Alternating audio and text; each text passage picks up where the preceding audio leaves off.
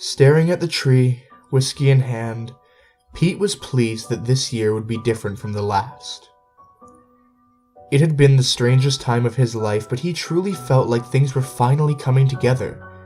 And when better to come together than at Christmas, a time he loved more than any other. In some ways, the past year had been like an eternity. In others, as if it had succumbed to time in the blink of an eye, but either way, he was glad to see the back of it. Staring at the Christmas tree, its beautiful lights casting a warm hue over the room, and the snow quietly falling outside as the sun set, Pete began to think of the past year, of his daughter Lana, and his wife Janet. It had started with a very normal December, 12 months earlier. The small town in which they lived was covered in a thick layer of snow, the residents spending most of their days clearing driveways, and Pete's wife going off for one of her usual wanders. She had been gone for a couple of hours, but while Janet was utterly devoted to her family, she still needed moments to herself, to clear her head, to diminish the stress that comes with a loving yet disorganized husband and a little girl who was kind, but whom enjoyed trying her parents' patience as much as possible.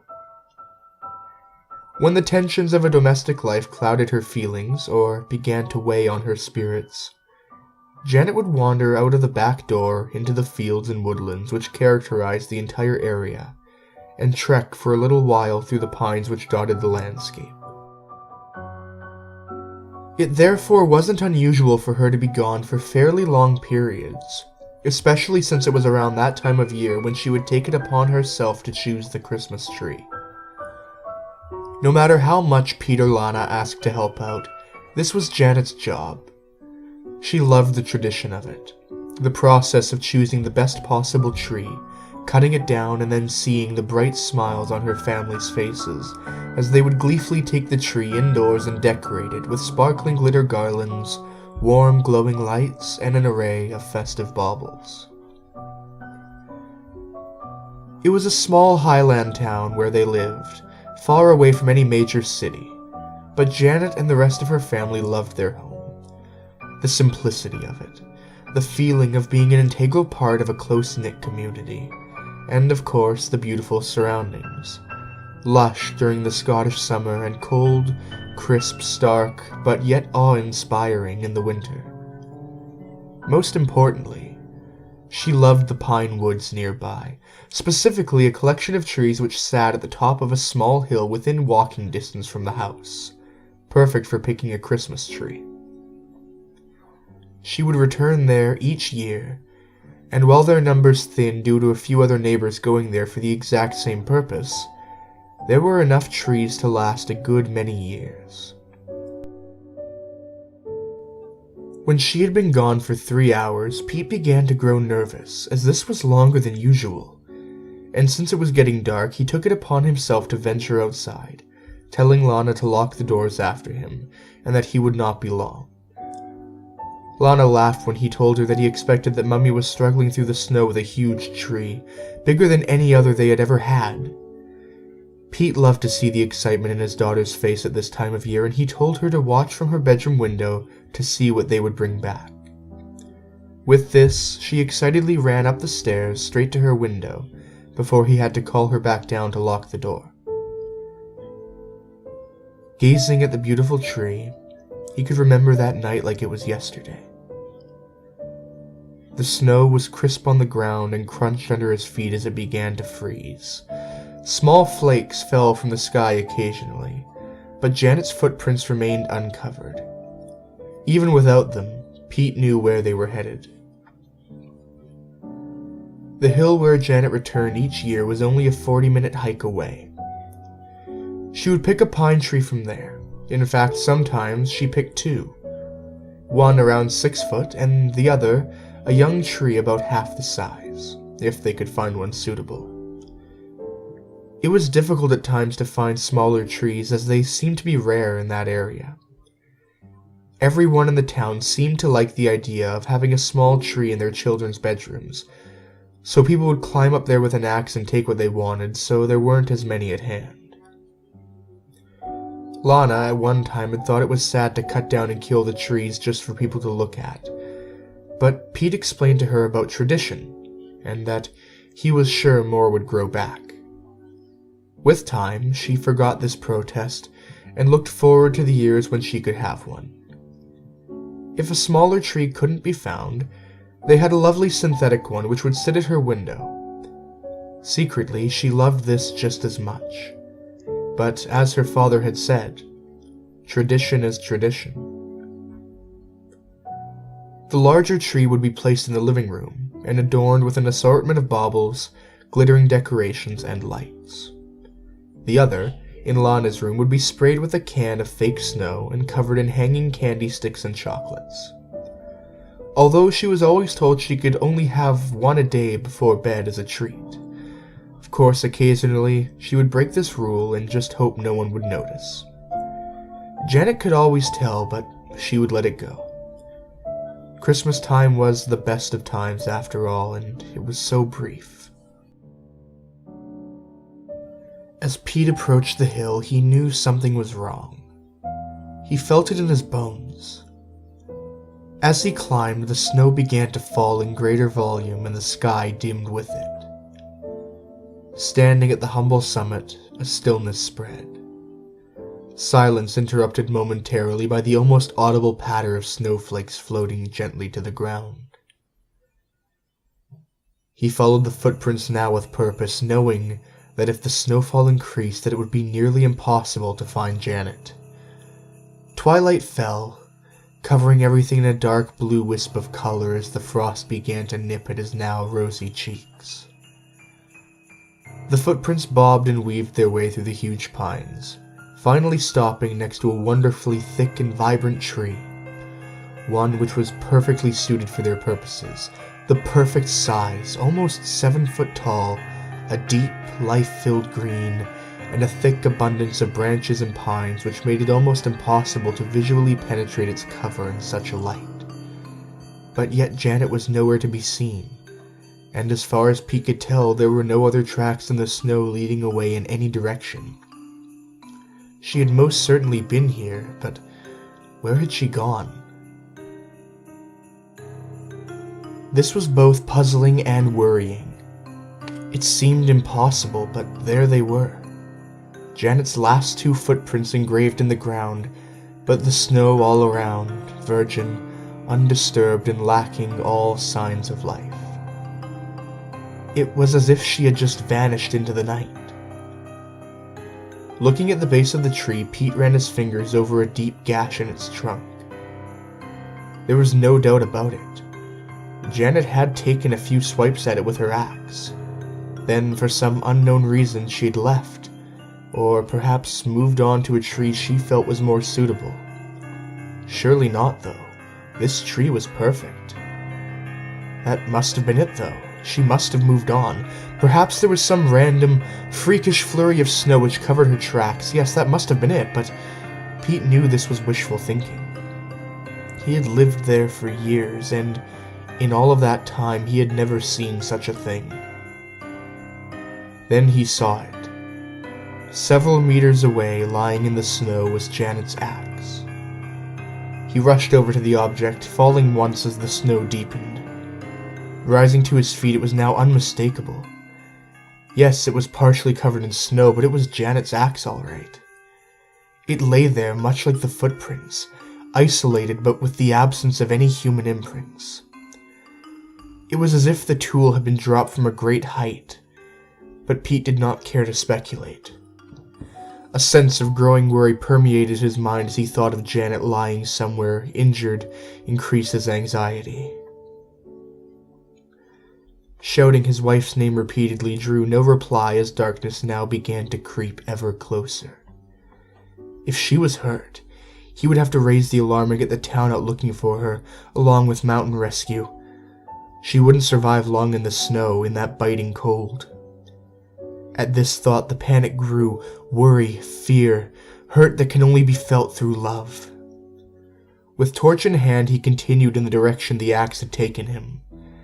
As he entered a thick den of pine trees, he noticed the broken branches littered on the ground as if something had rushed past, tearing them apart and breaking them off on impact. Maybe Janet ran through here? The scale of the damage, however, looked too great to have been dealt by one person alone.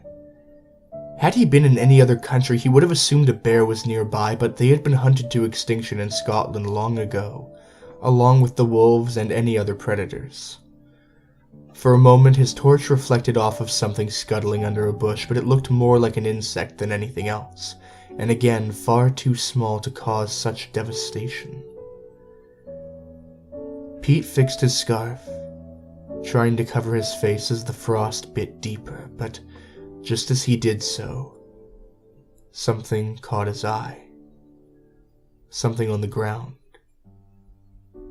Shining his torch on what he at first thought to be a dead animal was the crumpled body of Janet lying still on the ground. A heart attack, they said. A heart attack. But Pete had seen her face. He had looked upon those eyes once so filled with kindness, transfixed in a frozen stare. Cold, glassy, black with fear. Her hands were clenched in front of her, and the pathologist told him that this was perfectly normal for one suffering such a massive heart attack in such low temperatures. As was the contorted look on her face, although at the mention of this, Pete saw a flicker in the pathologist's eyes which gave away that he was as puzzled by that look as anyone. A look Pete would never forget. Darling Janet, love of his life, mother of his children, dying alone in the cold, with lips pulled back over teeth in agony, frozen into an inhuman sneer. The whole ordeal had devastated him. If it hadn't been for their daughter Lana, for the necessity of her needs to be met before his own, Pete would have found it nearly impossible to have gotten through it. The past 12 months had been cluttered with reminders of an aching loss. As with any bereavement, the first time of doing something once shared without that person made the pain more acute.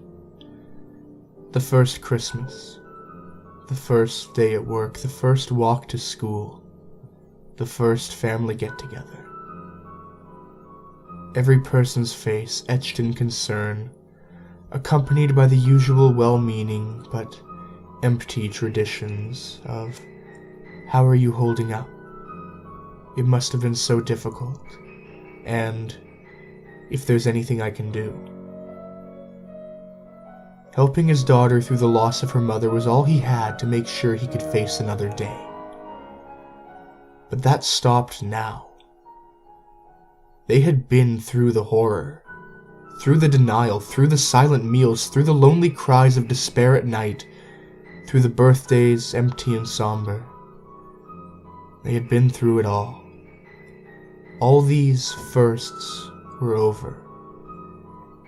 It had been over 12 months since Janet's death, and Pete felt almost exhilarated by this. He still missed her every day.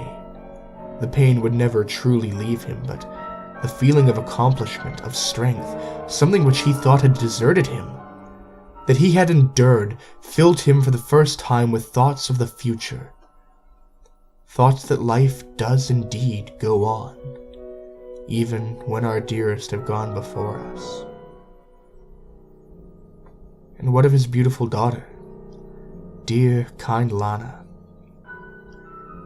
He may have felt compelled to bring her through the past year, but her empathy and strength had left him in awe, characteristics which someone so young had no right to possess, but which were thankfully present nonetheless. When she had cried, he had been there, and on more than one occasion when he lay sobbing, staring at that empty void of space in his double bed at night, Lana would waken and climb in bed beside him, and they would both cry together until they fell asleep. She was his rock, and by God, she was going to have the best Christmas she'd ever had. Pete had made a number of arrangements. He had spent a fortune on every gift imaginable. He had filled the house with every food and treat that she enjoyed, and both Janet's parents and his own were flying in for Christmas dinner to be with their brave, sweet little granddaughter. He'd also organized for Lana's friends to have a sleepover on Boxing Day, which she had pleaded for, but Pete always knew he would give in eventually. She never asked for much, but this year, this Christmas, she would have more than she could imagine. The house was perfect, but there was one thing left to do. One thing that Pete had dreamt of since the night he found Janet's body. She had chosen that tree. It was going to be sitting in their living room, adorned with all manner of decorations. That was its purpose, its very reason for being. Janet never finished cutting the damn thing down. It was, in many ways, her dying act, and Pete was going to make sure that it was fulfilled. On the anniversary of her death, he wandered through the snow, winding his way through the pines until he stood at the foot of that ominous little hill. The sun shone brightly, and it wasn't as cold as it had been the night Janet died, but each footstep was accompanied by a sickness in the pit of Pete's stomach. Each stride a morbid reminder of the previous year, and that terrible heartbreak in the snow. Marching to its peak, he first walked to and observed the scene of Janet's untimely death. Standing there where her body had laid, Pete wiped the tears from his eyes and placed a small Santa figurine on the ground, burying it in the snow. It had always been hung from the branches of each yearly tree, and was her favorite decoration. It seemed only right that it be with her. After another few minutes of trudging, there it was. It was still standing, that damn tree. As if ravenous for revenge, Pete pulled Janet's axe from his backpack and charged at the pine. He battered and chopped at the cut which Janet had made the previous year, making it deeper with every slice, with every pound of pressure he could muster. The tree groaned and creaked as if in pain, but Pete did not care. This tree was the final reminder of Janet's death. Whatever had happened that night, it had happened because of that tree. As crazy as it seemed, it all made sense for a moment, and then clarity was clouded by mundane reality. She had simply died of natural causes. With the roar of cracked wood breaking under its own weight, the tree swooned and collapsed to the ground in defeat. Tying a rope around its trunk and then using string to fold its branches inward, Pete dragged that memory, that cold-hearted pillar of nature's brutality, through the snow, over grass and gravel, and finally to his back door. He was victorious. With little thought for carpet or furniture, he dragged it up the stairs into the house and placed it in front of the window in the living room, wedging it upright into an old wooden stump they had used as a stand every year. Breathless and covered in sweat, he stood back looking at the tree standing tall over all it surveyed. "You picked a good one, love. You picked a good one." He held back the tears and waited for Lana to return home from her friends. Pete put on old Christmas film on the television as they both decorated the tree together, singing, laughing, and being a family. There were moments, fleeting glances when they caught one another's stare. A glance which showed pain buried deep down inside. One which said, "I miss her too." But it was Christmas, and the moments of grief passed, buffered by longer, caring periods of happiness. Contentment caressed smiles from ear to ear, and festive spirit once more filled that home which had for too long been host to loss and anguish. As night began to fall, after Lana went to bed, earlier than usual because the excitement had worn her out. Pete decided to reward himself for the day's efforts. The lights were dimmed, and after pouring himself a large whiskey, he sat on the living room couch and stared at the tree. Draped in tinsel garlands and adorned with bright white Christmas lights, it really was a sight to behold. The best tree they had ever had. "Here's to you, gorgeous," Pete said, lifting his drink to the sky in a symbolic gesture. Staring at the Christmas tree, its beautiful lights casting a warm hue over the room, and the snow quietly falling outside as the sun set, Pete began to think of the past year, of his daughter Lana and his wife, Janet. Time passed slowly as he thought of all things gone, how they had led to this moment through pain and suffering. But now, hopefully, onwards to the future, and one filled with at least the briefest possibility of joy.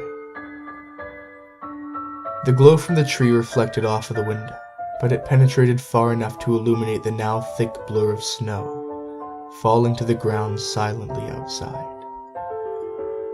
The room remained dark, but the lights bathed everything subtly in a warm Yuletide radiance, which, when accompanied by the orange lambency of the fire, only served to cultivate the anticipation for Christmas even more so.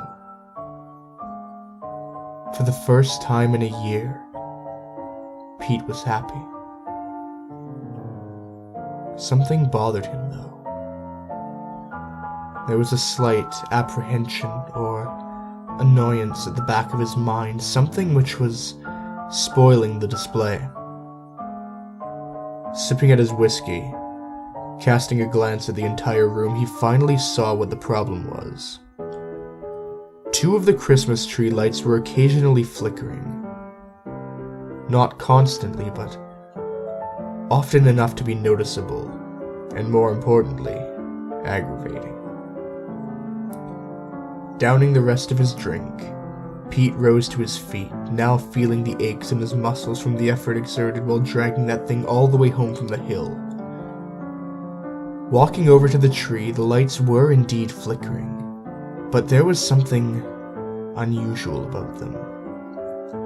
They seemed deeper than the rest, as if coming from around the trunk rather than resting on the branches. Again, Pete was struck by how dark the interior of the tree was. That even in the presence of many lights placed upon it, he could not peer or adequately see between the branches. Even the two lights which sat deeper behind the pines did not seem to illuminate their surroundings in any way. The empty glass slipped from his fingers, smashing on the floor. The lights were fine. They were not flickering at all, but the occasional blinking of two eyes amongst the branches had been enough to catch his attention.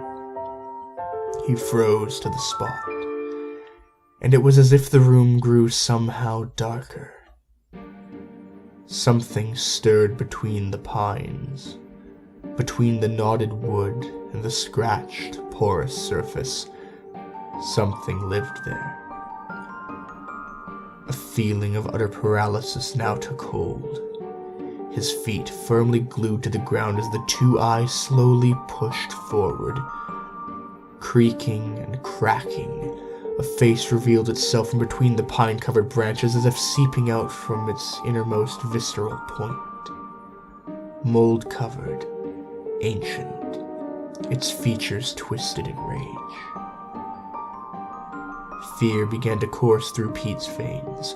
His heart beat faster and faster as the face moved closer, its eyes, devoid of pupils, now swamped in a maddening yellow, and from below, the protrusion of two thin, moss-covered legs arching out from between the branches. with a creak and a snap. It straightened itself now, standing in all of its terrible glory in front of the tree. It was now pitch black outside, and it would have been clear to Pete that this animal, this creature, was of a nocturnal nature, but in its stare he found himself helpless. His heart skipped. First it was a palpitation. Then he could feel a searing pain in his left arm. He clutched his chest, but his feet remained adhered to the ground, and it was impossible to look away from those yellow, unmarked eyes. Its gaze came closer still, and in the pain which it brought, Pete knew he was going to die. To be found like Janet, cold, face contorted, and the second victim of that which lived amongst the pines on that hill. The pain was now unbearable, but the paralysis removed the possibility of a scream. What little light there was from the fireplace now illuminated its head, elongated on one side and pulsating on the other, its face dominated by a large dark hole which appeared in place of a mouth or nose, one which no light could penetrate. As its boil-ridden head stooped to meet his own and the hole in its face almost touched his mouth, an involuntary sneer pulled Pete's lips up to reveal his teeth as his face contorted into an entirely unnatural position. Then, that one word, a word so powerful, so pure, that even the most evil of intentions could be dispelled by it. Daddy? With the snap of wood, the gargoyle-like creature turned its wide, yellow gaze to Lana. Standing at the bottom of the stairs in her pajamas, her scream echoed out into the night. Arms outstretched, its odd-numbered fingers moved with a stutter as its moss-covered legs groaned, carrying it forward in a peculiar, unbalanced motion towards her. Now, Lana was paralyzed by its stare, and with each step closer, her face contorted more fiercely, and the pain in her chest brought her to the point of unconsciousness. As intense as its ancient gaze was, it was focused. So focused that it didn't notice Pete clawing his way across the floor towards the kitchen. The wooden creature's unsure movements made it appear more like a puppet than a thing of autonomous purpose, and as it reached Lana, it cupped her face in its uneven hands and stared wide-eyed and pupilless into her face. Tears streamed down her cheeks. The sound of feet running filled the air, and as it twisted to investigate, a loud crack was heard as Pete ran up onto the couch, jumping high into the air, bringing Janet's axe down deep into its spine. No blood ran or gushed, but a plague of unfamiliar insect-like critters poured out of the wound. Instead of a howl of pain, the creature emitted a crescendo of strange squeals and clicks before throwing Pete to the ground and smashing through the back door. Lana's father gave chase, but it was impossible as the wooden creation moved at an unimaginable pace, gliding on the ground with each stride, leaving no footprints in the snow. After a visit to the nearest hospital, both Lana and her father were given a clean bill of health, but they never returned to that house, filled with memories of the good times, the happy times, of a mother, a wife, a kind soul, of birthdays and weddings, and of course, of Christmas time. Pete didn't know what that creature was, whether it was alive or dead, or something else entirely inconceivable to human mind. But he made a solemn promise to himself from that moment on. Never again would he cut down a tree, decorate it, and take enjoyment in its appearance as it died. Because no matter how pretty they are, no matter how much warmth they may give, no matter how much they might make people think of Christmas. You just don't know what may be living inside.